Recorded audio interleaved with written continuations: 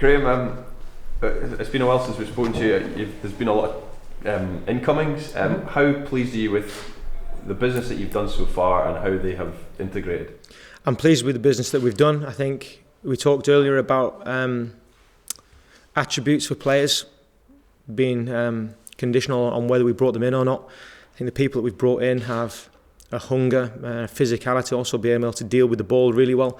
But I've been really pleased with the impact they've had on training, on the squad, and they've worked really, really hard to make sure they integrate well, and I'm pleased with that aspect particularly. They are loan deals, but are you confident that these players will stay at Rangers beyond the summer? It's up to both parties. It's up to us to make it palatable to them and actually aspirational for them to come and play here by doing really well and making them feel welcome. But it's also down to them to go and perform. If they go and perform at the highest standard, then you've got to make us desperate to keep you. And talking to the guys, that's how they appear to be. So that's a good part for both of us to be in. We're in a good position, I think, as a club. They're in a good position as players. So hopefully we can be positive for one another. Are you expecting to make more signings before next week? I wouldn't rule them out. How far down the line are you with that?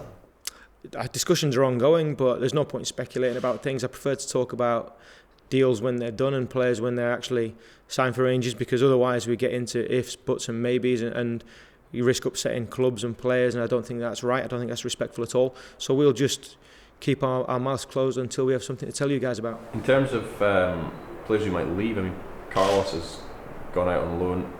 Will others leave?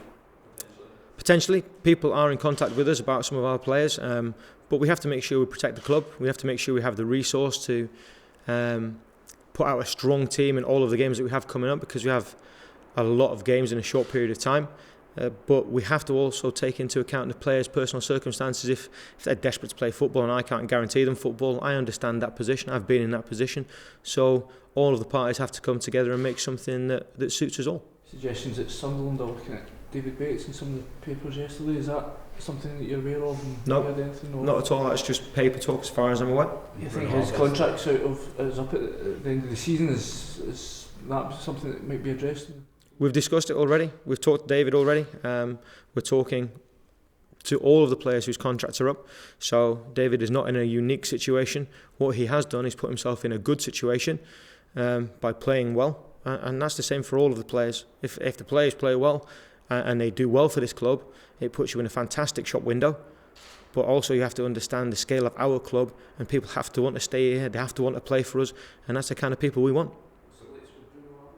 Bruno's recovering from a fairly significant soleus tear in his lower calf, so he's not ready yet, but he's progressing on. Has there been any interest or offers made to take him perhaps away from the club this month? Nothing that I'm aware of that we need to discuss.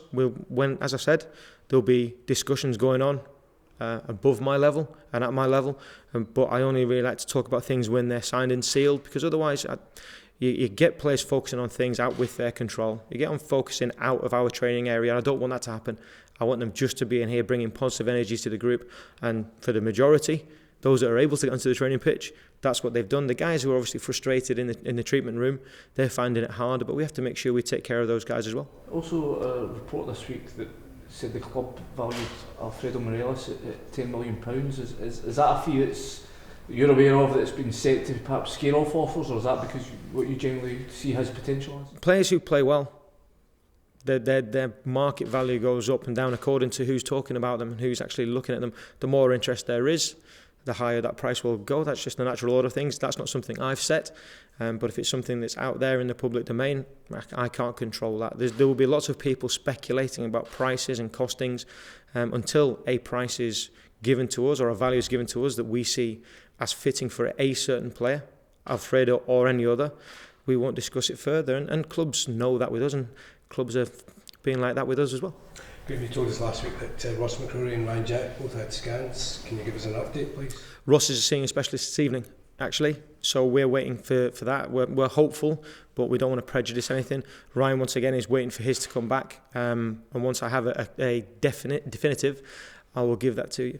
Just obviously with Bruno, it's a tricky one in that he's injured just now, and if there is any interest in him, is it something that he's spoken to you about with a World Cup around the corner, and he's obviously wanting to be there? Not with this injury. Bruno's spoken to me previously about wanting to play and be fit for the World Cup. Obviously, it's the pinnacle of any player's career. I understand that. We need to get him fit as soon as we possibly can for himself and for our sake as well. But until something happens, then we're just trying to make sure that we focus on getting Bruno back, because he could contribute heavily towards the end of the season. We've got people in the treatment room who are big names, who are big characters that we would like back on the training pitch. But we can't second guess how long it will take. It'll take how long it takes to get them back, and then we have to adjust with the guys that we have on the pitch. It's up to those guys to go and perform, and those guys that are in the treatment room, when they do come back onto the pitch, they've got to try and oust some players who are hopefully playing at the top of their game. Do you think it's inevitable there's going to be a bit of added edge to this game, given that Derek's coming back to Ibrox? I don't think any Rangers Aberdeen game needs any extra added edge. There always seems to be something, but Derek made his position perfectly clear. We respect his position. He's staying at a good football club. He's made a good squad. He's put them together really well. We have to respect them. We have to respect what he's about, but focus on what we're great at, and hopefully take the positive energy we got from playing against them twice and doing well against them twice into this game. The atmosphere will be tasty, as you say, but it always is in these games. You went with a diamond the last time. You're not going to ask me to tell you what I'm doing, are you? I was just going to say, but I mean, do you expect them to take that into consideration, and perhaps them raise their game given the way the last two games went? You'll have to talk to Derek about that. I'm only going to focus on what we do. We have to be ready for Aberdeen to be at 100%. At their maximum, they're a very good team. We have to be ready for that, and we have the tactical flexibility to do a number of shapes, a number of formations, a number of different styles, but we have to make sure what we do we're clear on, and we go on and discomfort them as much as possible. I was going to say that this time, though, compared to last time, you do have, as you mentioned, there more options. That's the added sort of weapon you've got this time going in. You've got these extra players in that can give you that flexibility. There's not a question in there. We have. I'm pleased with the business that we've done. The business that we've done has been designed to give us that flexibility and to give us that firepower. And if you see our training today, I believe they've had a massive impact already in training. The tempo of it, the quality of it's gone up, and it's good to challenge our players who've possibly been here for a while to take their level up a little bit, and they're really enjoying that challenge as well. So that's all to the good for me. It's just down to me to pick the right team. Halliday and O'Halloran are back now. Were you? They're not new players for you, but were you surprised that they were allowed to leave on loan in the first place? Nothing surprises me in football. A manager comes in, he makes decisions on players. You just have to deal with the reality of it. The reality of it is they went out. Fine, there's no problem with that. Now I've given them an opportunity to come back and stake a claim again. I want competition in the squad. I want people playing with an edge to make sure that they actually retain the shirt, because we've got people pushing and hungry to take that shirt off them. That's down to every single player in the squad. No player in the squad should feel as though they're above being challenged for their position. We want that, we need that, and I think that's hopefully a way that we're going to improve. Appreciate you had obviously the games in Florida, but the fact that Aberdeen played at the weekend and you didn't, is there a concern about a little bit of rust?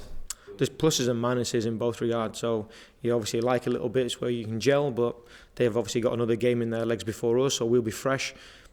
You can positive and minus, whatever, negative, whatever you want, but I'm preferring to say it's a positive. We're coming to the game really fresh, really bright, and hopefully going to drive the tempo on. So if we can do that and use it as a positive, that's what I'd be angling towards. Graeme, do you mind putting your Scotland hat on for a minute as a former international player? People keep on writing me down as an Englishman in the paper, you represent the colours. Right, go on. How attractive do you think the national team position still is here? It's a massive international job. It's a massive. There will be big names in for it. The board, the SFA chose to go down a route fairly similar to us. Made a significant offer. The guy turned it down.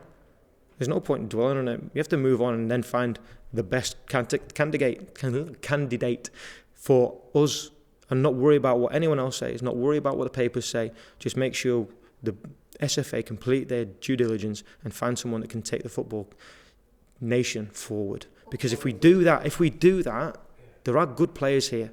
We just need to make sure that we come up with a view and a way of playing that suits those players, that can hopefully get us all success. One of those candidates may well be Alex McLeish. He's previously done the job. You've previously played under him for Scotland. Would he be the right fit, do you think? He could be. What impact did he have on you when you were there? He's very detailed, he's very, very clear, he gives you good understanding of what your individual and collective roles are. So he's a very, very good football guy. He understands players, he understands how to put ideas over to players to get performances out of them. You want that as a player, you want clarity as a player, there can be no grey areas. Alec and other managers, very, very good at that. The best managers get their message over most concisely, because players, let's be honest, like things to be nice and simple for them so they can go and just concentrate on performing. Do you think you give an update on Jordan Rossiter this week? Is there anything else? Jordan's trained twice this week. We have to be really careful with Jordan, make sure we don't overload him too soon. Everyone wants Jordan back. Everyone wants Jordan flying. No one more so than Jordan. And we have to make sure we're respectful to the length of time he's been out. And sometimes you have to put the reins on players so that they can just progress through gradually and actually build their resilience and their robustness up at the right tempo. If we do that properly, then we're really hopeful that we can see him this season. Any other ins and outs in terms of injuries or anything like that? No, not at the moment. Is Kenny back in the squad? Joined in training today. The game is too early for him.